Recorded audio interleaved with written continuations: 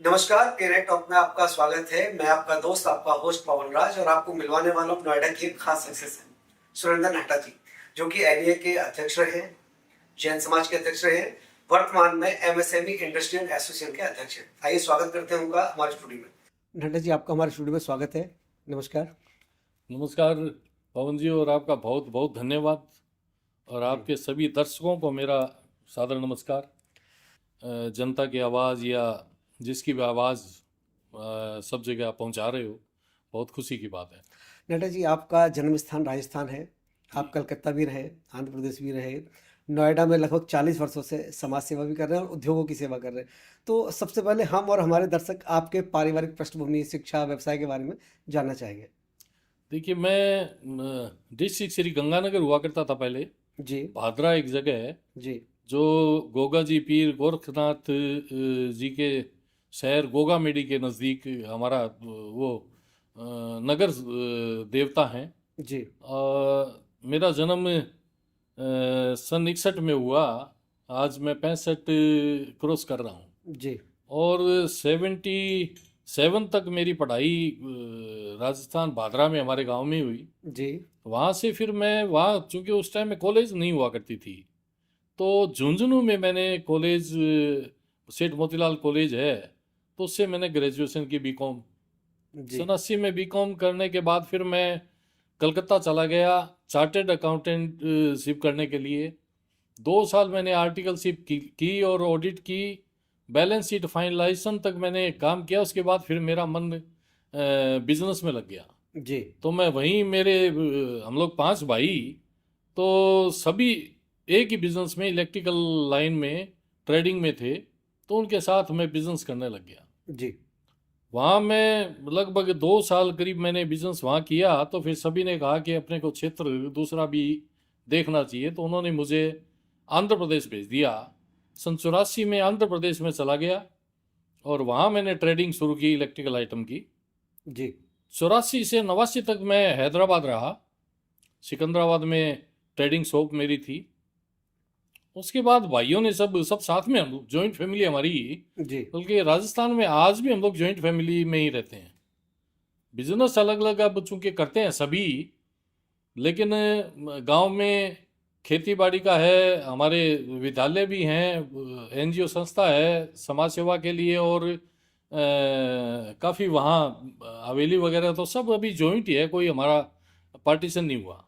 जी तो 84 से 89 हैदराबाद रहने के बाद 89 में फिर मैं हमारे भाइयों ने कहा कि हम कुछ प्रोडक्ट बनाएं, तो आप दिल्ली क्षेत्र में, एनसीआर क्षेत्र में कहीं जो है। तो फिर मैं आया, तो उस टाइम मैंने देखा नोएडा में काफ़ी औद्योगिक डेवलपमेंट के लिए काम हो रहे थे, तो हमने यहाँ निवेश किया 89 में। जी और एक सेक्टर 10 में छोटी फैक्ट्री लगाई, इलेक्ट्रिकल इंडस्ट्रियल इक्विपमेंट, तो वो हम बनाते हैं। जी तो उसके लिए हमारा मार्केट हमारे पास कलकत्ता, हैदराबाद और दिल्ली, उसके अलावा through out India dealer network करके हम लोग वो काम करते हैं अभी, जो अभी चल रहा है। मेरा उस टाइम में मन ये हुआ कि उद्योगपतियों की, उद्योगों के विकास के लिए सेवा की जाए। तो मैं, यहाँ एक संस्था है उसमें सेक्रेटरी के रूप में मैंने पहले ज्वाइन किया, और ये सन 94 की बात है, 94 95। जी और 95 96 के लिए फिर मैंने उसी संस्था में अध्यक्ष के लिए चुनाव लड़ा, लेकिन मैं उस टाइम नहीं जीत पाया था। 98 में मैं अध्यक्ष बना उस संस्था का। जी और उसी दौरान ये फेज़ 3 का यहाँ विकास हुआ, फेज़ 3 औद्योगिक क्षेत्र का। जी तब हम लोगों ने मांग की कि यहाँ कानून व्यवस्था ठीक होनी चाहिए। तो फिर हम लोगों के सामने ये सेक्टर 58 थाना जो है उसका नींव रखी गई। नींव रखी गई। जी तो उसमें यूफ्लेक्स वालों ने उसमें बहुत सहयोग किया, और उस टाइम के पुलिस अधिकारी थे, एन के श्रीवास्तव जी थे एसपी, और आर के चतुर्वेदी जी थे सीओ यहाँ। तो उस टाइम उन लोगों ने जब चौकी बन गई और थाना होना तय हो गया, तो उस टाइम ये सारी भूमि जितनी फेज़ 3 की थी उसमें सब उद्योग आने शुरू हो गए, निवेश लोगों ने शुरू कर दिया। जी तो उद्योगों के लिए मुख्य जो व्यवस्था होनी चाहिए, वो सबसे पहले तो कानून व्यवस्था बहुत ज़रूरी है। जी। तो इस तरह से फिर हम लोग इस क्षेत्र को देखते गए। लेकिन सर मैं अब बताना चाहता हूँ आपको, जब 2017 में फिर हमने वो जो पुरानी संस्था थी उससे हमारा मन उब गया, क्योंकि वहाँ ग्रास रूट के एमएसएमई वर्ग के उद्यमियों की समस्या कम सुनी जाती थी और कुछ प्रॉपर्टी लाइन में या उसमें काम ज़्यादा होने लग गए थे, उद्योग कम जुड़े हुए थे। तो हम लोगों ने फिर 2017 में एमएसएमई इंडस्ट्रियल एसोसिएशन नोएडा का गठन किया। तो ये एमएसएमई इंडस्ट्रियल एसोसिएशन का जो गठन हुआ है, इसके उद्देश्य क्या थे, कितने सदस्य हैं और क्या लेके चले थे जब हमने ये संस्था बनाई?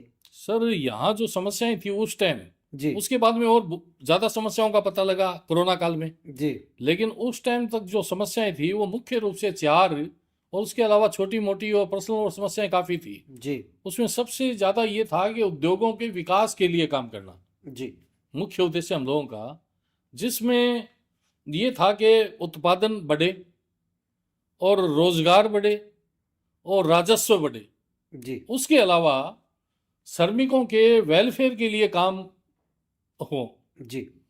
तो ये तो चार मुख्य थे। उसके अलावा कानून व्यवस्था भी है, किसी को फाइनेंशियल इंस्टीट्यूट से सुविधा होनी चाहिए, कानून पुलिस सहयोग होना चाहिए, लेबर समस्याएं नहीं होनी चाहिए। ऐसे करके मैंने अब कुछ दिन पहले लगभग 2017 में एमएसएमई जब बनाई, उसके बाद में मैं ये कहता हूँ कि कोरोना काल में जब हम लोगों को पता लगा कि यहाँ जी। तो इंफ्रास्ट्रक्चर कुछ भी नहीं है, क्योंकि जब सीमाएं सील हो गई तब तक ये क्षेत्र जो है फेज 1, फेज 2, फेज 3 और ग्रेटर नोएडा और आप जेवर साइड तक भी, उधर दादरी साइड में भी काफ़ी उद्योग लगे हुए थे कोरोना जी। काल के टाइम में। जी। लेकिन जब सीमाएं सील हुई तब पता लगा कि एक स्क्रू और एक किसी छोटे आइटम के, छोटे रॉ मटेरियल के प्लास्टिक का आइटम है, उसके लिए उत्पादन ठप हो गया, क्योंकि कुछ एक एसेंशियल कमोडिटीज़ के जो जो उद्योग थे उनको कोरोना काल में भी चालू रखा गया। लेकिन उनको कोई भी पैकेजिंग का सामान भी अगर लेना हो तो सबके लिए जाना पड़ता था दिल्ली। जी। दिल्ली मेन मार्केट था। जब सीमाएं सील हो गई ना तो दिल्ली वाले यहाँ आ सकते ना वो जा सकते, तो उद्योग खुल के भी बंद रहे। तब फिर हम लोगों ने जो मांग हम लोग बरसों से उठाते रहे थे कि यहाँ रॉ मटेरियल मार्केट हो और बहुत सी काम जो है, जैसे वेलफेयर एसोसिएशन के लिए श्रमिकों के लिए लें तो श्रमिकों के कल्याण के लिए सबसे पहले उनको घर की व्यवस्था होनी चाहिए। जब कोरोना काल में यहाँ से लेबर का पलायन शुरू हुआ तो यहाँ जिन लोगों का, जिस लेबर का यहाँ रेसिडेंस नहीं था खुद का, जी। तो वो तो अपना छोड़ के और रवाना हो गए क्योंकि गांव की तरफ। नौकरी थी नहीं, पैसे थे नहीं, मकान का किराया दे नहीं पा रहे थे, तो उनका जाना मजबूरी थी। और जिनका घर था वो जी। नहीं गए, वो अपने घर में बैठे थे। उन्होंने कोरोना काल में, तो हम लोगों ने ये मांग उठाई कि सबसे पहले, लेकिन कोई सुनता नहीं। देखिए यहाँ जो औद्योगिक क्षेत्र है, मैं बताना चाहूँगा कि नारायण दत्त तिवारी जी और संजय गांधी, जी। इन दोनों ने इस क्षेत्र का यहाँ निर्माण किया। शिलान्यास किया था, बिल्कुल। इन्होंने यहाँ ये क्षेत्र डेवलप करने के लिए योजना ये लेके आए थे। तो जैसे दिल्ली में आपका ओखला इंडस्ट्रियल एरिया है, तो इसको new Okhla industrial development authority के तहत नोएडा नोएडा नाम दिया गया किया इसको, बिल्कुल। और इस क्षेत्र को डेवलप करने के लिए उन्होंने नींव रखी। लेकिन ये क्षेत्र जो समझना चाहिए था, उसमें जो अथॉरिटी बनी, मुख्य रूप से तो अथॉरिटी ही नोएडा उद्योगों का विकास कर सकती थी, विकास कर अभी भी वो उन्हीं के हाथ में है। लेकिन अथॉरिटी जो है ना वो भटक गई।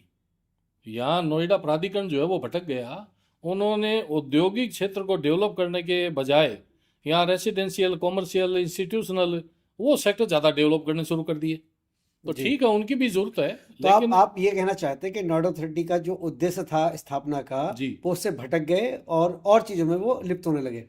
वो भटक गए और उनका नाम जो है प्रॉपर्टी डीलर के लिस्ट में नामित हो गया, जी। जो कि बहुत गलत हुआ। गलत इसलिए हुआ कि प्राधिकरण खुद ही जो है वो प्रॉपर्टी डीलरों को औद्योगिक भूखंड देना शुरू कर दिया।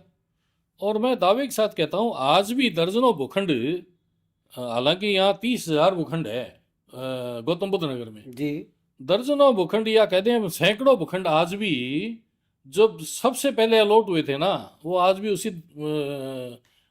हिसाब से पड़े हैं कि वहाँ जी ना तो कोई उत्पादन हुआ ना कुछ भी हुआ।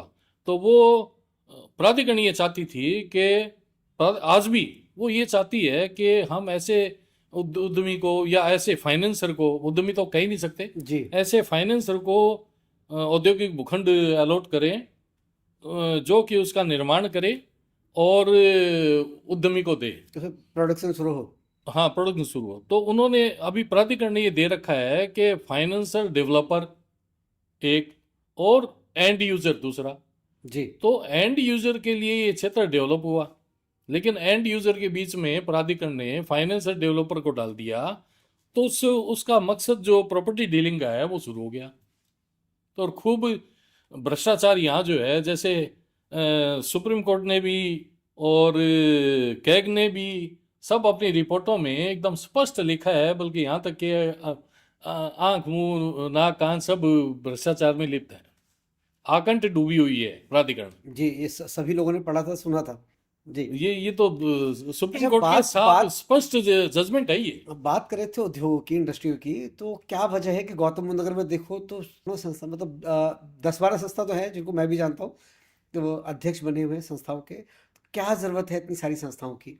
सर ऐसा है ना, जो संस्थाएं हैं जिनमें अध्यक्ष बने हुए हैं, कुछ तो ऐसे अध्यक्ष हैं जो उद्योग चलाते ही नहीं। जी वो इन्होंने चाहे मार्केट से खरीदा, चाहे अपना आवंटन करवाया प्राधिकरण से जी भूखंड का, और वो अपना किराए पे उठा के वो किराया खाते हैं। जी तो एंड यूजर दूसरा है, फाइनेंसर डेवलपर दूसरे हैं। तो उनको कोई पता ही नहीं है कि भी समस्याएं क्या उद्योगों की है और कैसे डेवलप होगा, तो कैसे क्या उत्पादन बढ़ेगा। अध्यक्ष बने रहने के लिए संस्थाओं का गठन किया है? बिल्कुल, संस्थाओं का गठन तो उद्योगों की समस्याओं पूर्ति के लिए किया गया, अध्यक्ष बन के क्या लेकिन लाभ मिलते लेकिन हैं? जो संस्था है ऐसे लोगों के हाथ में चली गई कि वो सिवाय प्रॉपर्टी डीलिंग और लाइसेंसिंग के दूसरा काम जानते ही नहीं। मतलब अध्यक्ष बनकर वो मोटी गाड़ी कमाई कर रहे हैं, कर रहे हैं। हाँ, जग जाहिर है। अभी हाल ही में आपने अपनी 60 सूत्रीय मांग नोएडा अथॉरिटी के सीईओ को सौंपी थी। क्या थी वो मांगे और क्या समाधान मिला उसका? देखिए, कोरोना काल के बाद में हम लोग को जो पता लगा जी कि यहाँ इंफ्रास्ट्रक्चर बहुत खराब है, यहाँ तो कुछ है ही नहीं। जी जैसे रॉ मटेरियल मार्केट यहाँ होना चाहिए, अब यहाँ प्राधिकरण ने जीआईपी मॉल बना दिया, जी और उसके बाद में ये आपका डीएलएफ मॉल बना हुआ है। तो जीआईपी मॉल में अब सारी दुकानें सब जो है वो फेल हो गया, अभी जी ये चर्चा है। और ऐसे बहुत से और भी मार्केट हैं, तो और भी जगह खाली भी पड़ी है। तो हमारी मांग थी ये कि भी आप यहाँ रॉ मटेरियल मार्केट बना दीजिए, जी ताकि जो औद्योगिक क्षेत्र है जहाँ छोटी छोटी उद्योग लगे हुए हैं सेक्टर 9 में 55 मीटर में, जैसे अब एमएसएमई का मतलब देखिए माइक्रो स्मॉल मीडियम उद्योग है। जी तो कुछ कुटीर उद्योग जिसमें एक परिवार के ही 2 4 5 लोग अपने हाथ से ही काम करते हैं, ऐसे उद्योग भी हैं। जी तो ये जो छोटे उद्योग थे, इनमें कॉमर्शियल एक्टिविटी शुरू हो गई, तो यहाँ की कीमतें बढ़ गई और छोटे उद्योग जो यहाँ चल नहीं सके। तो हमारी मांग ये थी कि भी आप एक रॉ मटेरियल मार्केट डेवलप कर दीजिए, ताकि ये जी सेक्टर 9 के जो कॉमर्शियल दुकानें चलती है या कॉमर्शियल एक्टिविटीज़ है वो वहाँ शिफ्ट हो जाए। ठीक है। मतलब इनकी भी बहुत जरूरत है। सेक्टर 9 में कॉमर्शियल एक्टिविटीज़ के कारण उद्योगों को बहुत सारा मिला।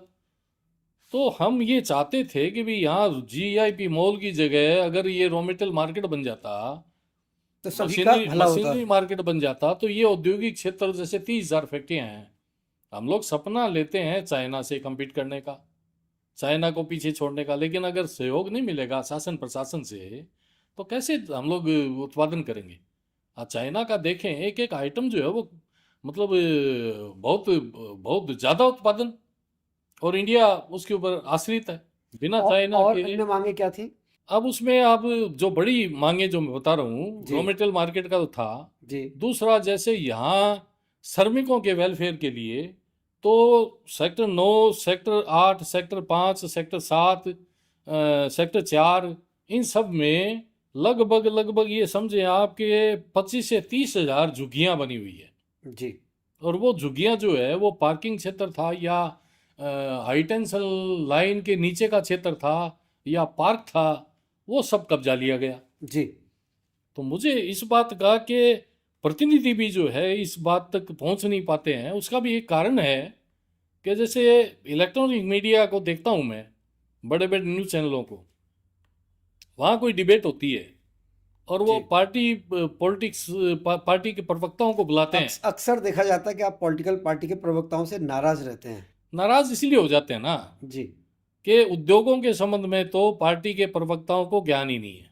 जी अब कुछ प्रवक्ता या सभी प्रवक्ता ऐसे बता दें कि या तो उन्होंने वकालत कर रखी है जी या उनको उन्होंने कविताएं पढ़ रखी है जी या उन्होंने धार्मिक ग्रंथ पढ़ रखे हैं, तो वो प्रवक्ता आ जाते हैं और वो अपने लुभावने कविताएं और धर्म की बातें और अपने कानून के नियम बताने लग जाते हैं। तो उससे, चूंकि सर्वविदित है कि और सब जानते हैं कि भारत जो है वो कृषि प्रधान देश है जी और आज भी है और हमेशा रहेगा। बिल्कुल कृषि प्रधान देश होने के कारण, किसानी के कारण, उत्पादन के कारण ही ये अर्थव्यवस्था मजबूत रह सकती है और मजबूत हुई है और आगे भी हो ही रहेगा।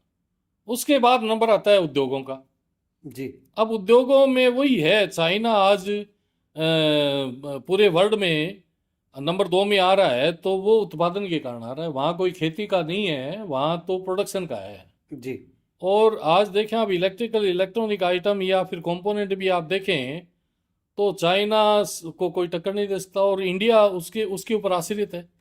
जैसे विरोधी पार्टियां, पॉलिटिकल पार्टियां भी उद्योग विजिट करती है तो वो देखती है कि भी कहीं मोबाइल बन रहा है तो उस मोबाइल के सारे पार्ट्स चाइना से आते हैं और यहाँ असेंबल होते हैं। जी और हम लोग सपना देखते हैं कि उद्योग फले फूले, लेकिन बिना शासन प्रशासन के। तो ये जो इलेक्ट्रॉनिक मीडिया में जो डिबेट में बैठते हैं, उनको अगर उद्योगपति वहां अगर बैठे, जी उद्योगों के बारे में जो समस्याएं हैं उनका जिक्र करे, जी उनको अगर जनता तक पहुंचाए, सरकार तक पहुंचाए, तो जितने भी मंत्रालय बने हुए हैं उनको उसमें उसमें सुधार करने के लिए उन्हें सोचना पड़ेगा। नाटा जी, अक्सर देखा जाता है कि किसी उद्योग को चलाने के लिए लगभग 18 से 20 सरकारी विभागों से गुजरना होता है।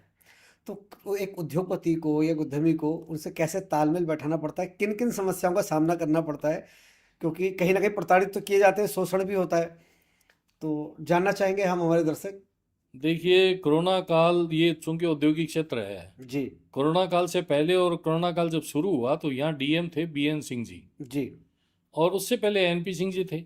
जी तो बीएन सिंह जी के कार्यकाल में यहाँ एक उद्योग बंधु बैठक होती है, जी जो सरकार बहुत प्रयास करती है। जी मैं योगी सरकार जी, बीजेपी राज्य सरकार का और केंद्र सरकार के लिए मैं कहना चाहूँगा कि उन लोगों ने बहुत सी स्कीमें निकाल रखी है। जैसे सबसे पहले बताएं कि एमएसएमई मिनिस्ट्री जो है वो जी केंद्र में भी बनी हुई है और राज्य में। और हर स्टेट में बनी हुई है, जी और उसमें इतनी स्कीमें आती है और इतना वो चाहते हैं कि एमएसएमई वर्ग को फायदा पहुंचे, लेकिन सब अधीन है ब्यूरोक्रेट्स के। जी योगी जी के वहाँ से सर्कुलर आते हैं, मेरी जानकारी में है कि सर्कुलर आते हैं कि उद्योगपतियों को ये फैसिलिटी और हेल्प की जाए, लेकिन यहाँ ब्यूरोक्रेट जो है वो उद्योगपतियों की हेल्प करने के बजाय प्रॉपर्टी डीलरों को और फाइनेंसरों को उनको उनको बेनिफिट देती है। उसके लिए हमने 60 पॉइंट लिखे थे। तो इसमें मुख्य जो मैं जैसे बता रहा हूँ कि उद्योगों में एक इंफ्रास्ट्रक्चर के लिए सड़कें, बिजली, पानी, तो बिजली का आप ले लें, इलेक्ट्रिसिटी को मजबूत बनाना चाहिए तो यहाँ इन्वेस्टमेंट होना चाहिए कि जो बिजली की लाइन है वो अंडरग्राउंड हो, जी ताकि यहाँ बरसात में भी और 24 घंटा बिजली उपलब्ध हो।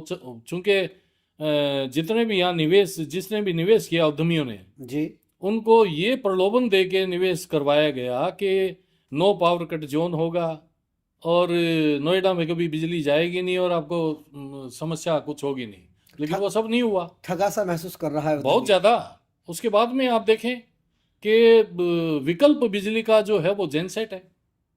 तो जो बड़े उद्योग हैं जिनका प्रोडक्शन लेकिन नहीं जेन होता, सेट पर भी पाबंदी लगा दी गई। वही मैं बता रहा हूँ कि जो बड़े उद्योग हैं जहाँ 24 आवर्स उत्पादन चलता है, जी या कोई मोल्डिंग का है, या कोई ऐसी मशीन है जिसमें रॉ मटेरियल वर्किंग में है और लाइट चली गई और अगर 10 मिनट भी चली गई तो उनको करोड़ों का नुकसान, लाखों का नुकसान हो जाता है। जी तो जेन सेट विकल्प के लिए लगाया गया। बिजली चलो ठीक है, आप 24 घंटे में अगर 1 घंटा या आधी घंटा या 15 मिनट भी लाइट जाती है तो उसमें जेन सेट चल जाएगा। तो उसमें कोई 15 मिनट में, आधी घंटे में, 1 घंटे में तो कोई इतना पॉल्यूशन करेगा नहीं कि यहाँ पॉल्यूटिंग, यहाँ एनवायरनमेंट खराब हो जाए। जी लेकिन केंद्र सरकार ने यहाँ उस पर रोक लगा दी कि इस क्षेत्र का एनसीआर का पॉल्यूशन ठीक नहीं है, इसलिए उद्योगों के जेन सेट जो नहीं चलने चाहिए। उसका हम लोगों ने बहुत कोशिश की, क्वालिटी कंट्रोल उसमें जाके भी, कि यहाँ जो है जेन सेट की सुविधा चालू रहनी चाहिए। जी तो ये सुविधा भी बंद कर दी गई, वो बंद कर दी जाती है जब जी। पॉल्यूशन बढ़ता है, तो उससे उद्योगों को बहुत नुकसान होता है। आपने सपा की सरकार भी देखी, बसपा की भी देखी, अब योगी जी की भी देख रहे हैं, क्या बदलाव देखा आपने? देखिए, मैं स्पष्ट बता देना चाहता हूँ कि समाजवादी पार्टी की बीएसपी की सरकार आई। बीएसपी सरकार में यहाँ इतना पैसा निवेश किया गया, इतना निवेश हुआ और इतना डेवलपमेंट हुआ। अब लोग उसको जोड़ लेते हैं कि भ्रष्टाचार से, लेकिन मैं उसमें विश्वास नहीं रखता। अब आप आगरा हाईवे की बात करें तो बीएसपी सरकार में बनी, और जी यहाँ जितने भी पार्क डेवलप हुए बीएसपी सरकार में हुए। और जी बीएसपी सरकार में सरकार जो आदेश करती थी उसको अधिकारियों को मानना पड़ता था, और अधिकारियों को उस हिसाब से काम करना पड़ता था। उससे उद्योगों को बहुत फायदा होता था। उसके बाद सपा सरकार आई तो उसमें भी ध्यान दिया गया डेवलपमेंट का उसमें, लेकिन सपा सरकार कुछ थोड़ी कमजोर रही, उसमें भ्रष्टाचार ज़्यादा बढ़ा।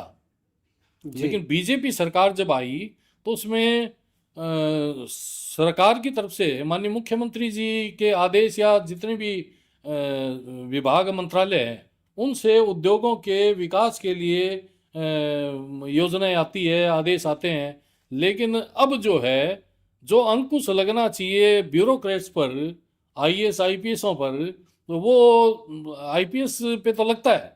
उन्होंने तो, बीजेपी गवर्नमेंट ने ऐसा हिसाब बना दिया कि 2023 जनवरी में कमिश्नरेट बना दिया 2020 में।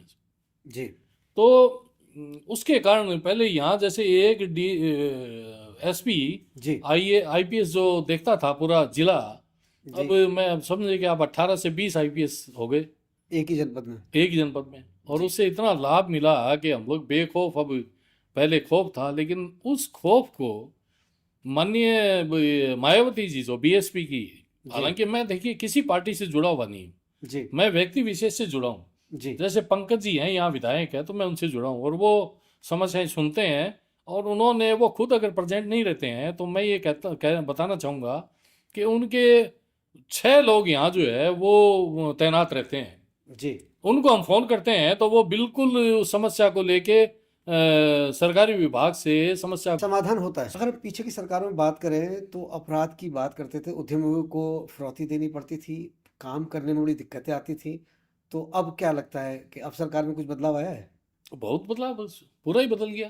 पहले तो जो थे माफिया और गुंडे, वो सिर्फ भय खाते थे मायावती जी से, सीधे मुख्यमंत्री जी से, जी क्योंकि वो किसी भी विश्वास नहीं करती थी, आती थी और एक्शन लेती थी ऑन द स्पॉट। किसी जी को सस्पेंड किया, किसी को काम नहीं हुआ तो।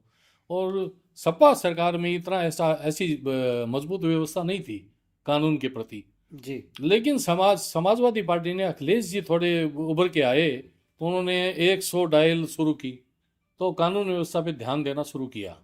जी लेकिन योगी जी का तो नाम ही कानून व्यवस्था को ठीक करने का है, तो इससे बहुत फायदा हुआ। तो अब जैसे पहले कोई माफिया थे या गुंडे थे, जी वो तो पर्टिकुलर एक सरकार, मुख्यमंत्री से या सरकारी विभाग से डरते थे। और तो यहाँ, लेकिन वो व्याप्त थे सब जगह, हर जगह व्याप्त थे, अपनी अपनी कार्रवाई करते थे जी और हफ्ता बांध रखा था और पैसे भी लेते थे। जैसे पीछे तक देखा था कि स्क्रैप माफिया जो है, तो वहाँ भी बहुत बड़ा खेल होता था उद्योगों के अगेंस्ट में। जी लेकिन अब जो है वो ये हो गया योगी जी के रहते कि जितने माफिया बदमाश थे वो या तो जेल चले गए या जिला छोड़ या स्टेट छोड़ के चले गए। मतलब अब डर कोई कायम है। तो अब कोई है ही नहीं। अच्छा नड्डा जी, बात करें हम बजट 2026 की, अभी हाल हाँ ही में आया था, हाँ। तो क्या उद्यमी संतोषजनक उनको मिल पाया जो चाहते थे? आम आदमी को क्या मिला, उद्योग को क्या मिला, और आप देखिए कैसे देखते हैं उसको? देखिए बीजेपी गवर्नमेंट में 9वां बजट वित्त मंत्री जी ने पेश किया जी लोकसभा में, और राज्य के बजट भी हम लोग देखते हैं। जी ये बहुत दूरगामी सोच के हिसाब से बजट आता है इनका। जी ये कोई ऐसा नहीं है कि भी बजट कर दिया और लुभावने पॉइंट दे दिए, लुभावने वादे कर दिए और एक बार के लिए खुश कर दिया, नहीं। इनका बजट दूरगामी बजट है, तो उससे कोई पॉलिसी बनाई, जैसे आप ले लें जीएसटी बनाई, लागू की, बहुत सी कमियां रही तो वो कमियां ठीक हो रही है, लेकिन उससे इतना फायदा हो गया कि देखिए मैं बताता हूँ, उद्यमी हूँ मैं। जी तो हमने जीएसटी लागू से पहले एक्साइज डिपार्टमेंट देखा है। हम एक प्रोडक्ट अगर कोई बनाते हैं तो हमें दूसरा उसमें प्रोडक्ट जोड़ने के लिए या कोई भी आइटम जोड़ने के लिए हमें एक्साइज डिपार्टमेंट से परमिशन लेनी पड़ती थी। जी और एक्साइज डिपार्टमेंट इतना सख्त था कि कोई उद्यमी उसके पास जाके भी, और वो जो आदेश कर दे कि भी इतना पैसा लगेगा, इतना ज़्यादा भ्रष्टाचार था कि आप बता नहीं सकते। तो वो जो है जीएसटी लागू करके सब खत्म कर दिया। अब जीएसटी में इतना बेनिफिट है कि हम कोई दूसरा आइटम आज बनाना चाहें या हम लोग ट्रेडिंग भी करना चाहें जी तो कर सकते हैं आराम से, जिस टाइम चाहे कर सकते हैं। लेकिन जो जो जीएसटी है उसको टाइमली हम लोग रिटर्न भरना, टाइमली जमा कराना, ये ज़रूरी है। तो अभी सरकार की जो बजट के जो हैं वो बहुत दूरगामी सोच के हिसाब से बजट आया है। इस बार का भी आया था, 26 का भी सुना हमने, उसमें बहुत से फायदे हैं। उसमें हर फील्ड को, चाहे कृषि क्षेत्र हो, उद्योग हो, श्रमिक हो, या आप कुछ भी ले लें, सब के लिए कोई ना कोई प्रावधान। तो आप चाहे पूछें ना पूछें, जैसे जैसे धारा 10 का भी नोटिस है जी या पार्किंग का भी है, जी तो उसमें भी ऐसे माफिया इन्होंने बिठा रखे हैं कि वो, मेरे पास रोज़ाना समस्याएं आती है। 1800 मीटर की फैक्ट्री के सामने किसी भी वाहन की पार्किंग नहीं लगेगी। आज हमारी फैक्ट्री में कोई भी अगर बायर या सेलर या कोई पार्टी या कोई रिलेटिव या कोई भी आता है जी तो हमें शर्मिंदगी महसूस होती है। गाड़ी माल उतारने के लिए आती है तो वो खड़ी नहीं होती गाड़ी, उससे पहले ही वहाँ पार्किंग वाले गुंडे जो है वो आ धमकते हैं और 200 से 2000 तक की पर्ची कहीं नहीं वो किसी की। और ये समस्या मैंने पुलिस विभाग को भी भेज दी और उनको फैक्ट्री वालों को 112 पे फ़ोन करने के लिए बोला हुआ है। हमारे कुछ उद्यमी जो हैं वो, अब मैं मतलब जो एम्प्लॉई है, जी 1800 मीटर की फैक्ट्री तक पार्किंग जब फ्री है, एम्प्लॉई आके अपनी गाड़ी सामने फैक्ट्री के, उद्योग यहाँ बनेगा और बिल्डिंग जब बनेगी, भवन का निर्माण होगा, तो उसमें ग्राउंड फ्लोर पार्किंग के लिए रखो। तो ये तो अब की नई व्यवस्था हो गई ना, पुरानी आज 5 दशक से जो फैक्ट्रियां लगी हुई है उनमें ये व्यवस्था कैसे हो सकती है?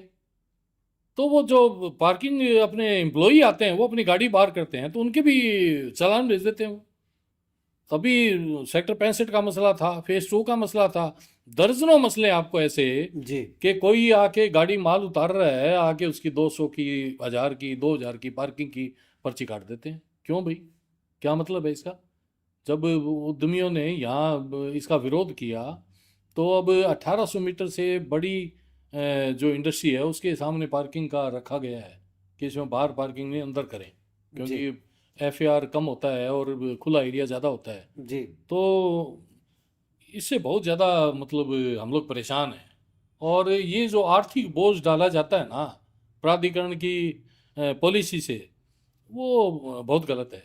अब इसी तरह ले लें प्राधिकरण, बिजली का है, पानी का है, पानी के बिल, उस पर भी चक्रवर्ती ब्याज लगा के, पेनल्टी लगा के, आप 10,000 का बिल होगा तो उसको लाखों में बना देता है। जी तो हमने रिक्वेस्ट की आप कम से कम चक्रवर्ती ब्याज ना लगाइए, जो ड्यूज है उसमें पेनल्टी ना लगाइए, जी आप साधारण ब्याज की दर से आप चार्ज कर लीजिए, कोई बात नहीं जी करके आप, या फिर आप मंथली जो है, जैसे बिजली के बिल आते हैं वैसे मंथली बिल भेजिए। लेकिन इन्होंने तो अपना सिस्टम बना रखा है ना। अब उन्होंने सिंगल विंडो के हिसाब से सिस्टम किया, और कोई भी उसके इसके लिए कोई अप्लाई करता है तो उसमें कोई ना कोई खामी करके कि मिलने के लिए बुला लेते हैं कि आप मिलो आके। ये कमी है। मिलने का मतलब है पैसे लेना। वहां बैठ के फिर सेटिंग होती है कि आपको इतना देना पड़ेगा। साफ, और देते ही हो, करते हैं वो। बुला के भी ये पेपर नहीं है, चाहे पेपर सबमिट किया वो तो भी ये पेपर नहीं है, वो पेपर नहीं है। लेकिन जैसे हमारे पास कोई ऐसी आता है, मसला आता है, हम बोलते हैं तो नीचे के जितने भी अधिकारी हैं, कर्मचारी हैं, वो उसको मान लेते हैं और उससे चार्ज नहीं करते हैं कि चलो ठीक है। लेकिन सारे लोग तो औद्योगिक संगठन से नहीं जुड़े हुए ना जी। अब 30,000 फैक्ट्री में मात्र 3,000 लोग हमसे जुड़े हुए हैं, और बाकी हम जानते ही नहीं है भाई संस्था है क्या। जो जानते हैं या किसी के माध्यम से आ जाते हैं उसके लिए हम बोल देते हैं तो उसका काम हो जाता है। तो समस्याएं मतलब कितनी तरह की समस्याएं बताए। अब 60 समस्याओं में ये पानी वाला भी मसला है, सड़क बिजली वाला भी है, रॉ मटेरियल मार्केट का भी है, आपके ये श्रमिकों के वेलफेयर का भी है। अब आप ले लें, आप उद्योगों के लिए जो बहुत बड़ी समस्याएं जो है ना, जी। वो ESIC, जी। ये यहाँ हॉस्पिटल बन गया, कॉलेज बन गया, अभी डीन बैठता है यहाँ। तो अब यहाँ आप ये समझें कि श्रमिकों का और उद्यमियों का जी। शोषण हो रहा है। यहाँ उनसे पैसे इकट्ठे करके हम लोग जमा देते हैं और उनको इलाज नहीं मिलता। मतलब कई दफ़े तो ऐसी हास्यास्पद मुद्दे आते हैं सामने भी, किसी के पेट में दर्द है और वो ESIC में चला गया, अब मंथली पैसा जमा दे रहा है, कार्ड उसका एक्टिव है, चला गया। अब पेट दर्द है तो उसका अल्ट्रासाउंड बोले करवा के लाओ। जी। उन्हें वहीं करना चाहिए, मशीन लगी हुई है। जी। अब अल्ट्रासाउंड के लिए वो टाइम देते हैं 1-1 साल का। जी। 1-1 साल का 1 साल का। दर्द अब है, और अब अल्ट्रासाउंड वो का 1 एक साल साल बाद। तक पेट में दर्द बाकी रहेगा। अब सही। वो 1 साल बाद में जाए वहाँ अल्ट्रासाउंड कराए तो वो ट्रीटमेंट करेंगे। तो मतलब सुन के ऐसी हंसी आती है और इतना गुस्सा आता है। हमने तो DM साहब, मतलब उद्योग बंधु बैठक में मैं बता रहा था ना आपको जी। कि BN सिंह जी जो जो काम करते थे, जी। उनके कार्यकाल के बाद में सुहास LY आए, और अपने मनीष वर्मा जी भी आए, और जी। आज भी DM साहिबा हैं। तो उद्योग बंधु बैठक के लिए इतने सीरियस ये गंभीर नहीं है। उसमें जो समस्याएं आती है उसको, समस्याओं को पुटअप करने में भी वो संकोच करते हैं। कुल मिला के ये कहा जाए कि उद्यमी और उद्योग में काम करने वाले मजदूर सभी का शोषण किया जा रहा है। सबका शोषण है भयंकर। मतलब ये नहीं है यहाँ, मतलब उत्पादन हम लोग करें, रोजगार हम लोग दें, राजस्व हम लोग दें, और हमारे ही श्रमिक और हम हमारी लोग ही जो सुनवाई है ना हो। कुछ नहीं। अब आप ले लें वित्तीय संस्थाओं को, बैंकर जो है वो MSME इंडस्ट्रीज की तरफ से बैंकों को ऐसे इंस्ट्रक्शन है काम करने के लिए, लेकिन इतना भ्रष्टाचार उसमें, उनको कमीशन चाहिए। अभी पीछे कैनरा बैंक का मैटर आया। जी। मतलब आश्चर्य की बात है कि कोई आदमी जाता है और बिजनेस अपना कर रहा है, रोजगार राजस्व उत्पादन कर रहा है, जी। उसको पैसों पैसों के कारण जो है, भ्रष्टाचार के कारण उसका सहयोग नहीं किया जाता।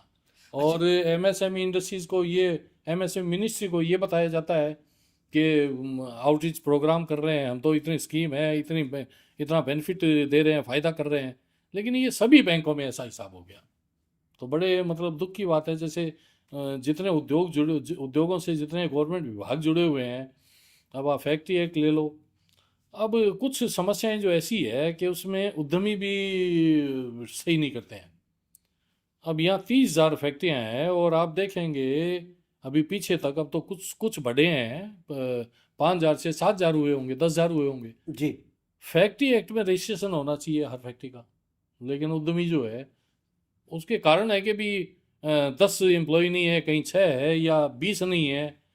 20 कंपलसरी होता है वो रजिस्ट्रेशन के लिए, लेकिन उससे कम है तो 100 पॉइंट एस्टाब्लिशमेंट में रजिस्ट्रेशन करवाएं। तो उद्यमी भी ध्यान नहीं देते हैं, उससे उनको जो फायदे मिलने चाहिए उनको जानकारी नहीं है।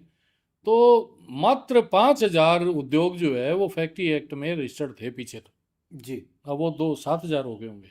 जी। तो अगर वो नहीं होंगे तो यहाँ की सांख्य की गणना, और जो स्टैटिस्टिक्स डिपार्टमेंट है डीएम साहब के अंडर में, उससे यहाँ से सही रिपोर्ट ऊपर जाती नहीं है, तो उससे फिर सही आंकलन नहीं होता अर्थव्यवस्था का। अच्छा, बात करें हम उद्यमियों को जागरूक करने के लिए, तो क्या जी कोई आपके द्वारा कोई सेमिनार या ऐसे कुछ जागरूकता कार्यक्रम अभियान चलाए जाते हैं? सर, हम तो जितने भी विभाग हैं उनके साथ मिल के जागरूकता के लिए हम लोग कार्यक्रम करते हैं। जी जैसे जीएसटी डिपार्टमेंट है, आज जीएसटी का ये समझें कि साल का 12,000 करोड़ रुपए मतलब कलेक्शन हो गया।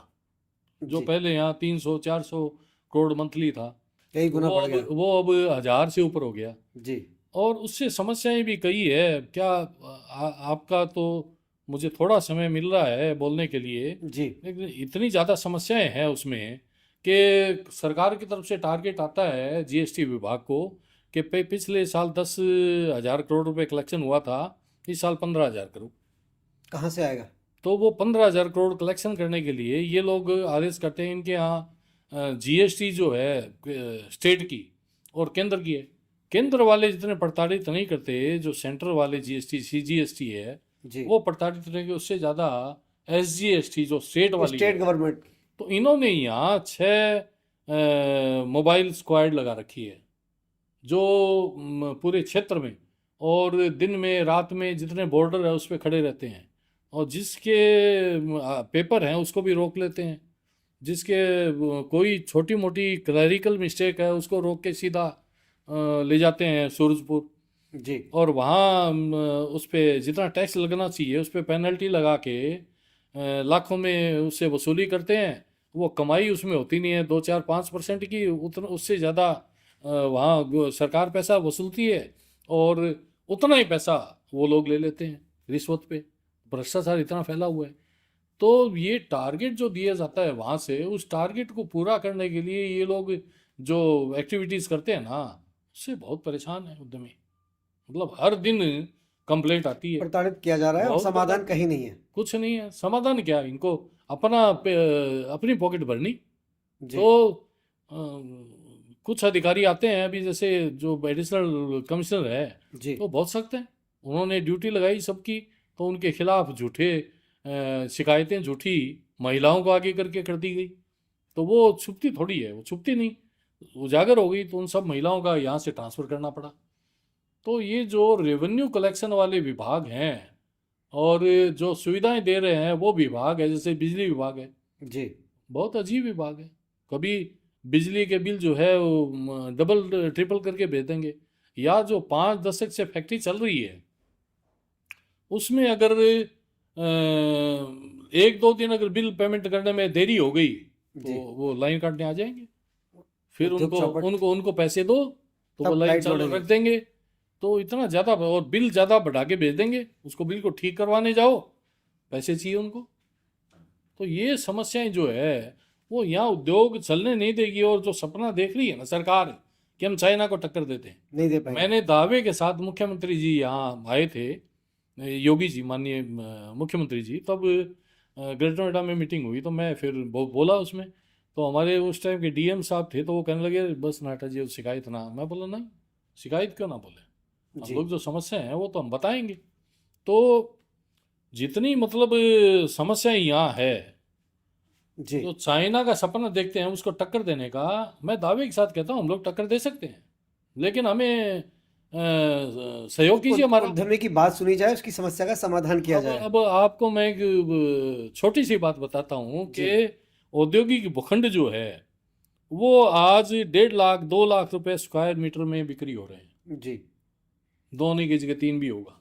ठीक है। अब 3 लाख रुपए स्क्वायर मीटर में आज मैं 200 मीटर 400 मीटर 350 मीटर लेके अगर फैक्ट्री लगाऊं, तो उसके लिए भी मुझे भूखंड खरीदने के लिए भी पैसे फाइनेंशियल इंस्टीट्यूट से लेने पड़ेंगे, और मेरे उसमें पैसे लग गए तो मैं कहाँ से तो भवन बनाऊंगा, और कहाँ से रॉ मटेरियल लाऊंगा, कहाँ से उत्पादन करूंगा, कहाँ उत्पादन करके आज के प्रतिस्पर्धा युग में कहाँ मैं मार्केट में उसको बेचूंगा। जी तो वो मेरे पैसे सारे उसमें लग गए। और फाइनेंशियल इंस्टीट्यूट जो जितने भी हैं बैंकर्स, वो शोषण करते हैं उद्योगों का, जी तो उद्योग चल नहीं सकते। तो इनको सबसे पहले तो ये चाहिए कि जो भूखंड है उसमें कंडीशनल करके कि भी आप एक साल में या 2 साल में आप बिल्कुल उत्पादन प्रोडक्शन देंगे और जितने भी सरकारी विभाग है उसमें रजिस्ट्रेशन करवाएंगे।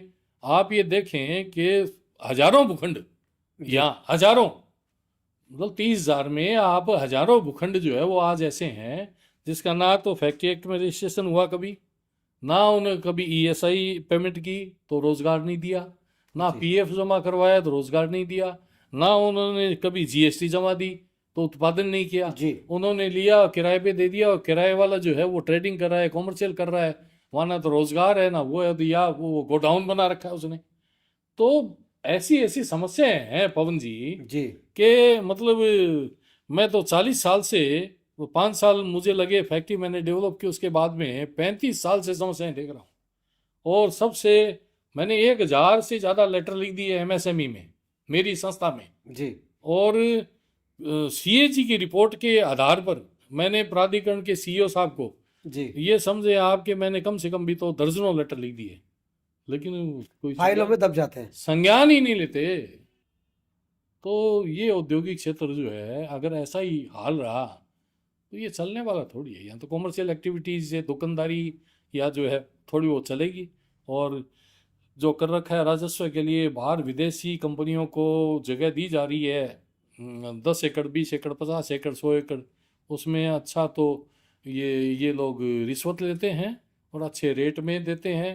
तो मेरा मेरा ये मैं आपको कहना बताना जो चाह रहा था इस संदर्भ में कि अगर ये औद्योगिक भूखंड जो है जी वो ये मेरी बहुत विस्तार से चर्चा हुई। जी सीईओ कहने लगे कि हम लोग 5,000 में एक्वायर करते हैं, उसमें डेवलप करते हैं और आधा डेवलपमेंट चार्जेस होता है। मैंने कहा ठीक है, आप 5,000 में अगर एक्वायर कर रहे हो तो आप 10,000 में अलॉट कर दो।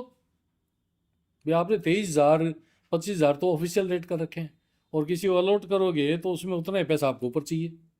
या मार्केट में लेने जाओ तो 1.5 लाख 2 लाख 3 लाख, तो कहाँ उद्योग लगेंगे। तो इनको सबसे पहले चाहिए कि दूसरे स्टेट जो है उनकी तर्ज पे, जैसे राजस्थान ले ले, गुजरात ले ले, वहाँ भाई साहब 1,000 में 2,000 में 3,000 में औद्योगिक भूखंड जो है वो अलॉट होते हैं। तो उतनी अमाउंट में अगर भूखंड मिल जाएगा तो उद्योगपति आराम से भवन बना लेगा, आराम से रॉ मटेरियल में खर्चा करेगा, आराम से उत्पादन करेगा, रोजगार भी देगा सब। लेकिन ये तो समझ ही नहीं रहे इस बात को। इन्होंने तो ये जो फील्ड है, तो औद्योगिक क्षेत्र जो है, इसको मतलब ऐसा बना दिया कि यहाँ मैं दावे के साथ कहता हूँ जो उद्योग चला रहा है वो अपने घर के पैसे फूंक के उद्योग चला रहा है, और आखिर में उसके पास कुछ भी नहीं। सुरेंद्र जी, अगर आपकी भविष्य की योजना जानना चाहें तो जी क्या योजना लेके चल रहे हैं आप?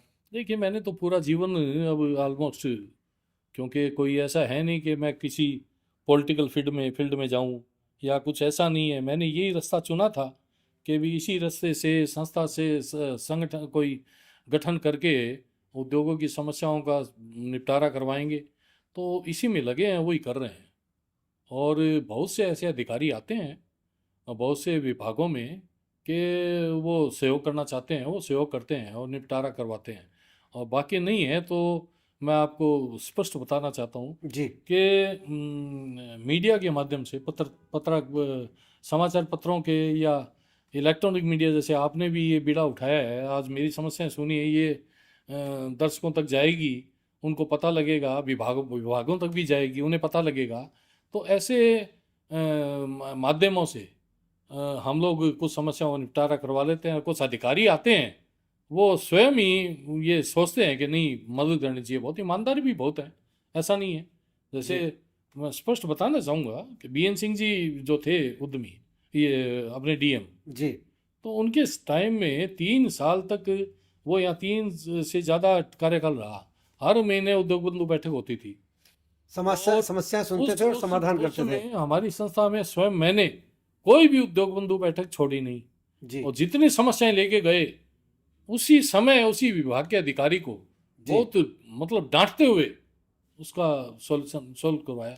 अब देखिए, एक और समस्या यहाँ बहुत बड़ी है जी क्या? मोहम्मद जी। वो समस्या ये है कि यहाँ पूरा औद्योगिक क्षेत्र और ये पूरा जिला जो है वो 3 प्राधिकरणों के अंडर में है। चौथा यूपीएफसी ले ले, यूपीएस आईडीसी ले ले, तो नोएडा, ग्रेटर नोएडा और यमुना एक्सप्रेस वे, तीनों में आईएएस अधिकारी जो हैं वो हैं सीनियर। जी आज सीईओ ले लें या चेयरमैन ले लें तो इतने सीनियर हैं कि कमिश्नर तो चलो उनके, पुलिस कमिश्नर तो उनके बेस की आ जाती हैं। हम्म बाकी डीएम जो आते हैं वो डीएम तो उनके सामने खड़े नहीं हो सकते। लेकिन बीएन सिंह जी को मैं धन्यवाद करना चाहता हूँ आज आपके माध्यम से भी, जी और बड़ा उनका मैं फॉलोवर हूँ जी कि वो मतलब किसी की उन्होंने परवाह नहीं की। अगर बड़े आईएएस अधिकारी हैं तो उन्होंने अपने रूल रेगुलेशन और कानून के हिसाब से उनको सिस्टम को सही तरीके से चलाया। बिल्कुल चलाया। तो वैसे अधिकारी नहीं मिलने के। आपका समाज और सेवा भी। आखिरी में जो है उनको माननीय मुख्यमंत्री से किसी बात पे बहस हो गई तो उसके कारण उन्हें यहाँ से क्षेत्र छोड़ना पड़ा। जी लेकिन अधिकारी वैसे चाहिए।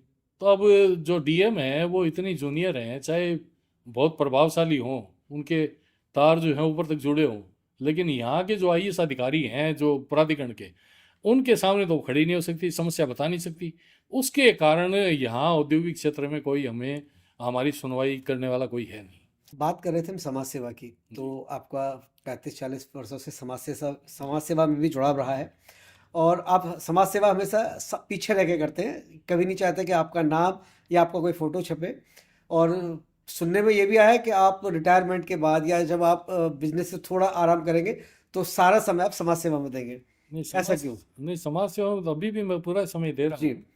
वो सर्वप्रथम समाज सेवा मेरे लिए है। तो जी मैं हूँ जैन समाज से। जी जैन समाज में दिगंबर श्वेतांबर दो पंथ हैं। जी उसमें श्वेतांबर में तेरापंथी और स्थानकवासी, और दिगंबर में भी मूर्ति पूजक और नगन मुनि जैसे आते हैं। जी तो मैं सभी धर्मों, सभी जितने संप्रदाय हैं उन सबसे मैं जुड़ा हुआ हूँ। जी लेकिन तेरापंथी जैन समाज जो आचार्य महाश्रवण जी हमारे आचार्य हैं, जी जो अभी हमारे जैसे हम लोग मानते हैं तीर्थंकरों के प्रतिनिधि, जी तो हमारे जो 24 तीर्थंकर हुए हैं उनके प्रतिनिधि हमारी पंथ के, तेरापंथी। तेरापंथी के, जी वो आचार्य महाश्रवण जी अभी लाडनू विराज रहे हैं। जी तो उस उनका मैं यहाँ मैं समझता हूँ शायद दशकों तक, 2 दशक तक मैं अध्यक्ष रहा। जी और यहाँ मेरे हमारे गुरुजी आए 3 बार, तो तीनों दफ़े मैंने वो कार्यक्रम संभाला,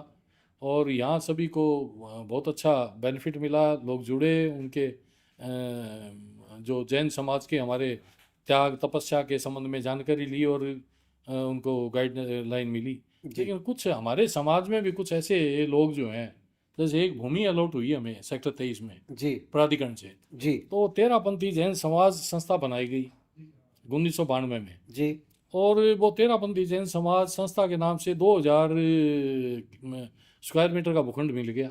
जी अब उसमें उस टाइम 14 या 15 परिवार थे, अब वही परिवार 150 हो गए। तो वो 4 या 5 परिवार जो है उन्होंने सबको उस संस्था से बाहर निकाल दिया, जी सदस्यता नहीं दी। जी जबकि उसमें लिखा साफ संविधान में कि तेरापंथी जैन समाज के सदस्य बन सकते हैं और वो जगह काम आनी चाहिए। तो इसलिए हम लोग यहाँ जो हमारे मुनि और साधु संत आते हैं उनका चातुर्मास करवाने के लिए हमारे पास जगह नहीं है। जी तो पीछे 2019 में मैंने मेरे घर में ग्राउंड फ्लोर में एक चातुर्मास करवाया साध्वियों का। जी तो वो आज भी समाज लड़ाई लड़ रहा है कि जगह जो है वो समाज को सौंपी जाए, और उसमें लेकिन इतना भ्रष्टाचार कह दें या मतलब सुनने वाला कोई नहीं है। तो वो मात्र 3-4 परिवारों के अंडर में 2000 मीटर जगह बेकार पड़ी है, जबकि उसके पास में स्थानकवासी समाज बहुत अच्छा काम कर रहे हैं, चातुर्मास होते हैं और सब धर्म लाभ लेते हैं, और अग्रसेन भवन हो गया, ऐसे सभी धर्मों को मिला हुआ है। लेकिन हमारा तेरापंथ धर्म संघ जो है उसके लिए मैंने कोर्ट में केस भी किया हुआ है, वो लोग भी हाई कोर्ट में हैं। मतलब ये है कि चोरी और छीना चोरी, तो चोरी भी कर रखी है, हाई कोर्ट भी पहुंच गए। प्राधिकरण ने, हमने जो बहुत मांग की तो प्राधिकरण ने उसको उनको वार्न कर दिया और नोटिस दिया कि आप वो पर्सनल यूज़ में जो ले रहे हो तो उसको बंद करो, अदरवाइज हम लोग कैंसिलेशन में डालेंगे। उसके लिए वो स्टे ले लिया उन्होंने, और झूठे डॉक्यूमेंट लगा के कि भी हम लोग तो समाज के लिए काम में ले रहे हैं। तो अब वो 3-4 मात्र परिवार अलग हैं, और 150 के लगभग परिवार जो है वो हमारे अलग बिना हमारे धर्म की जगह के हम लोग समय व्यतीत कर रहे हैं। अब दूसरी जगह लेने के लिए नहीं जा सकते, जी। उसको खाली नहीं करवा पा रहे। तो जैन समाज का मैं काम देखता हूँ, उससे जुड़ा हूँ। पशु पक्षियों के लिए भी काम करने वालों की सेवा कर रहे हैं आप? मैं उतनी यहाँ नहीं कर पाता, लेकिन राजस्थान में मैं ज़रूर करता हूँ, जी। क्योंकि राजस्थान क्षेत्र मेरा जो है वहाँ आज भी हमारी एग्रीकल्चर लेड कृषि वो की है, और एक स्कूल हम लोग चलाते हैं, वो भी वेलफेयर के हिसाब से। तो मेरी मदर के नाम से है स्कूल, पीडीएन कर्ण पब्लिक स्कूल। जी। तो 12th क्लास तक है। उसमें लेडीज़ लड़कियां जो है उनको तो 25% की छूट है, और बहुत ही कम रियायती दरों पे वहाँ हम लोग स्कूल चलाते हैं। जी। तो वो है, प्लस खेती बाड़ी है वहाँ हमारी, तो खेती भी वो भी चलता है। तो वो फिर सेक्टर 80 में फैक्ट्री है उनकी, वो डॉक्टर हैं, वो पथरी का इलाज जो है वो फ्री करते हैं। जी। तो वो कल आए और आरएसएस से जुड़े हुए हैं। तो हमने कहा ये कोई बात नहीं, हम तो सबका स्वागत है, हमारे यहाँ तो मुस्लिम, हिंदू मुस्लिम सिख ईसाई सारे जो है। भाई भाई। तो जैसे हमारे संस्था की तरफ से सिख समाज का जो सालाना जुलूस निकलता है, सुहानी कीर्तन, कीर्तन जो है, जी। तो उसमें भी अभिनंदन करने के लिए हम लोग स्टॉल लगाते हैं। आप पूरी पगड़ी वगड़ी लगा के पूरी पूरा करते हैं हम लोग, सरदारों की तरह ही आप उस दिन बिल्कुल। रहते हैं? हम जिस धर्म से जो जो किसी का किसी भी धर्म का कोई भी कार्यक्रम हो, फंक्शन हो, हम उसी के अनुयायी बन जाते हैं। ये पूरा शहर जानता है कि आप सभी धर्मों का सम्मान करते हैं, बिल्कुल सभी धर्मों के लोग आपसे जुड़े हैं। करना चाहिए, और सबको जोड़ के रखना चाहिए। ये जो थोड़ा बहुत भी अभी चलता है हिंदू मुस्लिम, उसके वो हमें बड़ा दुखी करता है, उससे हम पीड़ित हैं कि ऐसा नहीं होना चाहिए। नाटा जी, एक चीज़ और जानना चाहूँगा। समाज जी सेवा की बात ही कर रहे थे हम, तो नोएडा में इतनी सारी समाज सेवी संस्थाएं काम कर रही हैं, उनके बारे में आपकी क्या राय है? देखिए, मैं देखता हूँ, मुझे कई जगह तो बड़ा आश्चर्य होता है कि भी ऐसे ऐसे प्रतिभाशाली लोग जो हैं यहाँ बैठे हैं, जो इतनी सेवाएं दे रहे हैं। जी। जैसे पीछे मैंने आपने एक हमारे सोनू राणा, जी। जो हमारा बड़ा बच्चा है, छोटा भाई है, जी। तो वो जो सेवाएं कर रहा है, मतलब बड़ा सुन के आश्चर्य हुआ, मुझे नहीं पता था। जी। हालांकि वो बरसों से जुड़ा हुआ है, जी। लेकिन उसकी सेवाएं जब देखी गई तो फिर मुझे याद आ गए कोरोना काल में कार्य करने वाले सिख समुदाय के लोग, या जो मतलब अनाथ लोगों को, या उनको दाह संस्कार के लिए करते थे, या अभी भी कर रहे हैं कई जगह। आजकल तो यूट्यूब पे चलता है, वो काम कर रहा है, मुझे आश्चर्य है कि वो कैसे करता है काम। जी। मतलब ये तो बहुत इतनी बड़ा, छोटी उम्र में इतने बड़े बड़े काम। जी। मतलब इसी तरह से कोई गौशाला यहाँ चला रहा है 94 में, हमारे कई साथी चला रहे हैं, हालांकि मैं कम जा सका वहाँ।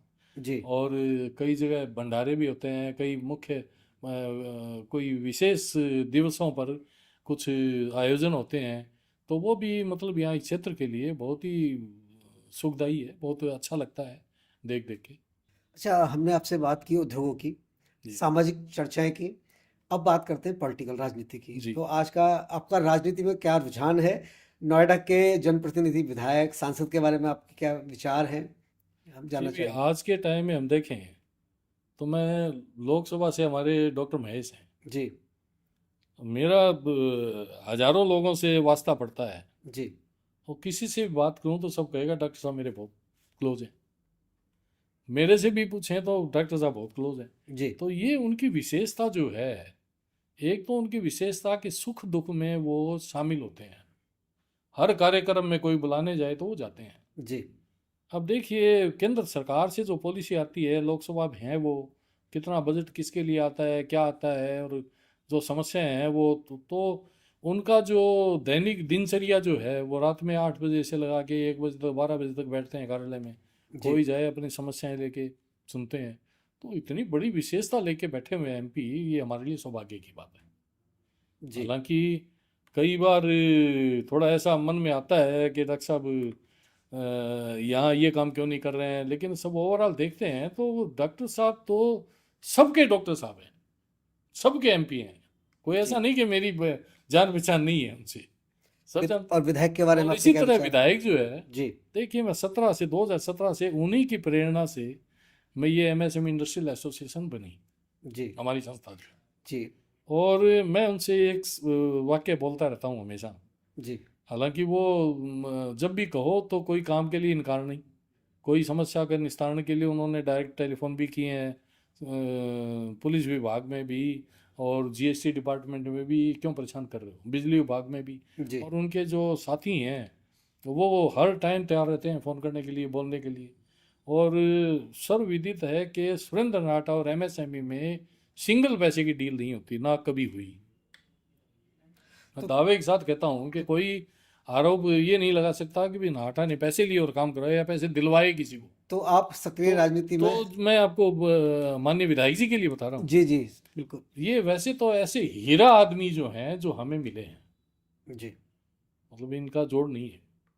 मैं आपको स्पष्ट मेरे दिल की बात बताना चाहता हूँ कि जो विधायक हमें मिले हैं वो ऐसे हीरा हैं और इतने पावरफुल हैं, और उनको मैं अपने दिल से राम की श्रेणी में ले लेता हूँ। और मैं उनसे अक्सर कहता हूँ कि राम से बड़ा राम का नाम, क्योंकि वो हमसे जब से जुड़े हैं 17 से, तो हमारे भी ठप्पा लगा हुआ है कि हम पंकज जी के आदमी हैं। और हम कोई भी समस्या, इतनी बड़ी बड़ी समस्या है उन्होंने सोल्व की, तो वो प्रत्यक्ष आके उन्होंने सोल्व नहीं की। लोगों सबको सारे विभाग में पता है कि ये संस्था जो है पंकज जी के गाइडलाइन में या पंकज जी की प्रेरणा से चलती है। तो मैं कई दफ़ा कहता हूँ राम से बड़ा राम का नाम, और पंकज जी को उसी तरह कहता हूँ पंकज जी से बड़ा पंकज जी का नाम। तो हम पंकज जी का नाम ले लेते हैं तो हमारी बहुत सी समस्याएं सोल्व हो जाती है। तो ये एक हमारे हीरा जो हमें मिले हुए हैं, उसके लिए हम लोग सौभाग्यशाली हैं। आपकी संस्था और आप उद्यमियों के साथ किस तरीके से खड़े, इसके लिए आप क्या संदेश देना चाहोगे उद्यमियों को? देखिए, उद्यमियों को तो मैं ये संदेश देना चाहूँ कि कोई समस्या हो वो हमारे पास आए। जी हम लोग आधी रात को, सब सर्वविदित है कि जो आ गया सुरेंद्र नाटा के पास एमएसएम इंडस्ट्रियल एसोसिएशन में, तो हमारे साथी हैं, शिव कुमार राणा जी हैं, रमेश राठौड़ जी हैं, दिलसाद भी है। जी एक और मैं आपको बात बताना चाहता हूँ कि जी हमारी संस्था जो है वो किसी भी पॉलिटिकल पार्टी से जुड़ी हुई नहीं है, जी और किसी भी धर्म से ऐसे नहीं है कि भी किसी एक धर्म से जुड़ी हुई है। जी मेरे एसोसिएशन में आप ये समझे बीजेपी सरकार से, बीजेपी से जुड़े हुए लोग जो उद्योग चला रहे हैं वो भी हमारे सदस्य हैं, जी और इस्लामिक समाज के भी जो हैं वो भी हमारे सदस्य हैं, जी बीएसपी सरकार के भी हमारे सदस्य हैं, जी समाजवादी पार्टी के भी कोई कार्यकर्ता पदाधिकारी या जो उद्योग चला रहे हैं वो भी सब हैं। जी तो हमारा जो है वो संगठन जो है वो सबके लिए है, और सबके लिए विख्यात है। तो कोई भी किसी को दिक्कत होती है तो हमारे पास आता है, तो हम इसको सॉल्व करवाते हैं, और जब लेकिन तक सॉल्व क्या नहीं हो हम शांत बैठते भी नहीं। लेकिन क्या उसकी भी मदद करेंगे जो आपका सदस्य नहीं है? बहुत होता है ये, मतलब अब जो सदस्य बने हुए कुछ हैं। संस्थाओं में केवल सदस्य की मदद करते नहीं हैं, नहीं और नहीं कोई नहीं, अगर दूसरा बंदा आता है तो उससे कहते हैं भाई पहले सदस्यता लो, उसके बाद हम ना आपका ना ना ना, समस्या का देखिए समाधान पहले कराएंगे। पहले पहले तो हमारी सदस्यता इतनी कम है कि 500 रुपये हमने बेकार के खर्चे पाल ही नहीं रखे। जी हमने अपने फैक्ट्री में कार्यालय बना रखा है, जी और कार्यकारिणी जो है सबके यहाँ मीटिंग कर लेते हैं। और पहले तो 500 रुपये संस्था की फीस थी, 1100 रुपये, अब 2100 रुपये हम लोग साल के लेते हैं। जी और कोई सदस्य जो हमारा मेंबर नहीं है वो आ गया तो उसका काम पहले करवाते हैं, फिर भी वो अगर मेंबर सदस्य बने ना बने तो ठीक है, नहीं तो कोई दिक्कत नहीं है। कोई दिक्कत नहीं। तो ऐसे बहुत से सदस्य हमारे कल ही आए, कल शाम को, हालांकि उसको कोई दिक्कत नहीं थी उनको, जी लेकिन वो खुद इतने सक्षम हैं। अग्रवाल जी, सुरेंद्र नाटा जी, आपने अपना कीमती समय दिया, अपने जीवन के अनुभव साझा किए, सामाजिक आपके कार्य हमने जाने, उद्योग की सेवा आपकी जानी। आपका बहुत बहुत धन्यवाद। जी आपको भी बहुत बहुत धन्यवाद कि आपने जी मेरी बातें सुनी और जनता तक पहुंचाने के लिए जी इसको टेलीकास्ट करेंगे। जी तो मैं आपको बहुत बहुत धन्यवाद करता हूँ, जी बहुत और बहुत धन्यवाद। आपके आभारी भविष्य की रहूँगा आपका। योजनाओं के लिए भी आपको शुभकामनाएं। बहुत अच्छा लगा, सब मेरे से भी बातें सब दोहराना मुझे अच्छा लगा, और मैं चाहता हूँ कि आपके माध्यम से भी उद्योगपतियों की कोई समस्या हो तो उसका निस्तारण हो, और आप भी काम आते ही रहे हो, जी और आप भी सब उद्योगपतियों का सम्मान करते हो। वो आपकी विशेषता भी जो है ना, वो एक दिल में मेरे वो एक जगह बना के रखी हुई है। जी, बहुत बहुत बहुत धन्यवाद आपको और आपकी पूरी टीम को, जी। सभी जो आपके हैं। और मैं चाहता हूँ कि आप और विस्तार करो इसका, और हमारे लिए कोई सेवा आदेश हो तो। दर्शकों से कहना चाहूंगा, देखते रहिए PNI टॉक।